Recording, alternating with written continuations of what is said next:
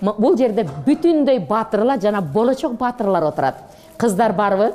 Турмушка чейли кыздар кол көтөрүп койгулачы. Машаллах, машаллах. Иншалла келечек батырларсыңар алтындарым. Келечектеги батырлар. Кыз балдарга ушу кичинесинен эле бир жакшы тарбия таалимди көп бериш керек экен да. Сахабалардын доорунда апалар бойкат болгондо колдорун коюп, экинчи колу менен Куранды кармап, аябай үн чыгарып окуйт экен да. Анан кимдин аялы Куран билбесе, ижарага бирөө дап келип, мына мен аялым, ушуга ушунча саат окуп бересиң Куран, ушунча деп акчасын төлөйт экен да. Ошондо жалаң хафизалар, алымалар болуп кеткен экен да, төрөлүпчү.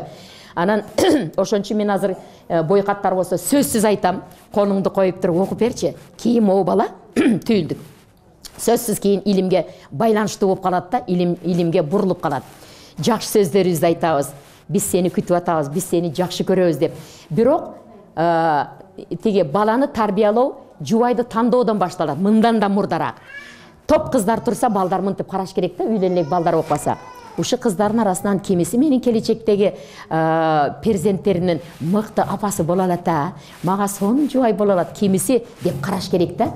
Кыздар дагы ушу топ жигиттин ичинен кимиси сонун жубай болот, сонун атеке болот, табышкер болот, балдарды жакшы тарбиялат, бизди камсыз кылат. Ким деш керек да? Балдар көбүнчө кыздардын сырткы кебетесине карайт.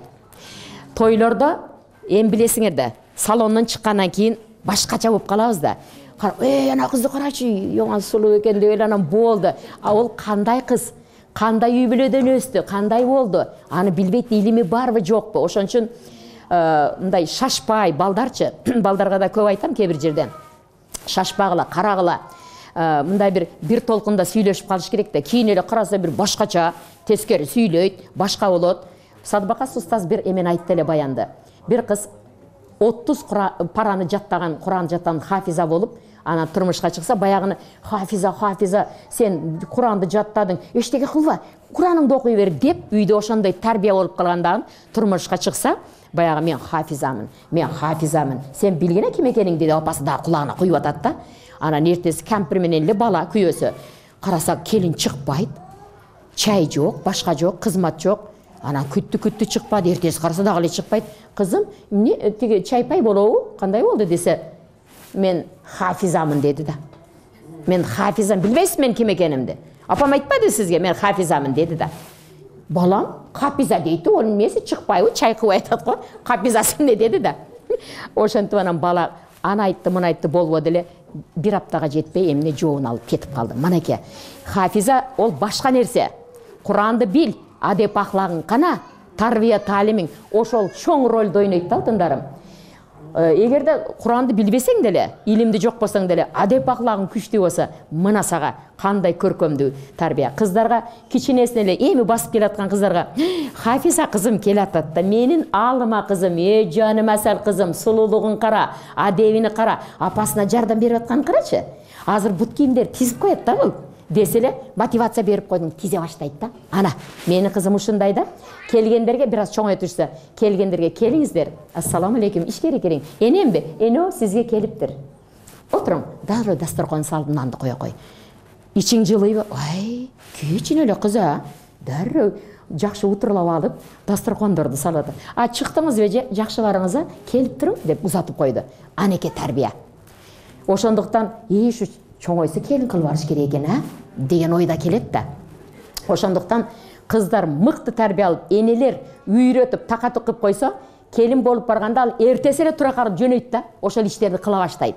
А кээ бир келиндер эмне болду, чыкпайт го? Бирөөлөр келсе эле келин чыкпай атат, эмнеге? Билбейм, кирип кетип жок. Ол чыгып эмне кылышын билбейт да. Үйрөтүлгөн эмес да. Бир жерге келин көргөнү барып калдык. Учурашты, анан чыкты. Бир маалда чайнекти көтөрүп кетти, чай койгону.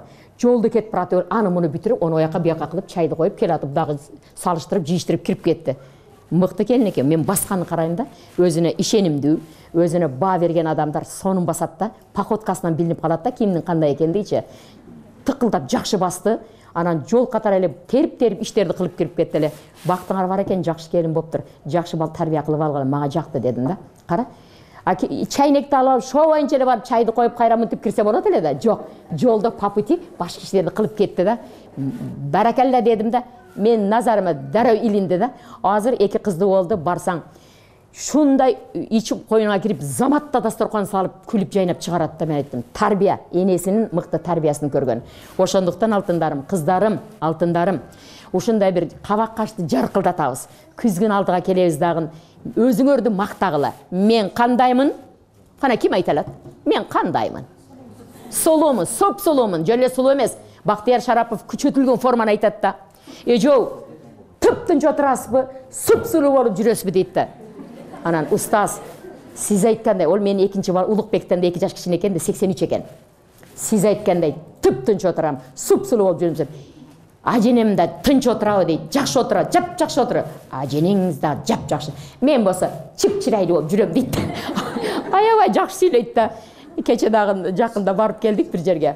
Ушундай бир аны менен сүйлөшүү ырахат экен да, позитиви күчтүү, арасында эме мындай юмор сезими дагы күчтүү. Анан шундай бир ак көңүл экен да, аны менен сүйлөшүү аябай жеңил экен да. Эжем, өзүмнүн гана эжем дейт да. Мага жагат та ошо сөз. Анан эки укамды айттым, Аскар менен Муктарды. Мананы угуп койгулачы Голосовойду. Мен силердин кандай эжеңермин? Өзүңөрдүкүм? О дейт. Айтпайсыңарбы өзүмдүн эжем деп. Бактиярды уккулачы, баткендик баланы. Өзүмнүн гана эжем дейт да. Бактияр, устаз, мага шу сөзүңүз аябай жагат дейт да. Жок, өзүмдүн эжемсиз да дейт. Кара, Өзгөнгө бардык, Алайга бардык, Ноокатка бардык, Ошто. Өзүмнүн гана эжем дейт да. Бул диндеги диндеш бир туугандар кандашка караганда жакын экен да. Бир толкунда сүйлөшөсүң, бир багытты карайсың. Кыздарым, алтындарым, күзгүдөн карап өзүңөрдү. Мен өзүңөргө эң сонун позитивдүү сөздөрдү айткыла. Мен мыктымын. Онтубай оорубай турдукпуз эрте менен. Элхамдулиллах алтындарым, шүгүрлөрдү айтпайлыбы, Күзгүнү карап туруп, мен кандай татынакаймын, суп-сулуумун, акылдуумун, ыймандуумун, деп туруп карап. Мен бакыт кушу коомдо. Ийгилик мени коштоп жүрөт. Кычыраган сонун ыймандуу жигит келатат. Костюмшумду кийип койгула, кара туфлини. Корс келатат, үнү угулуп атат да.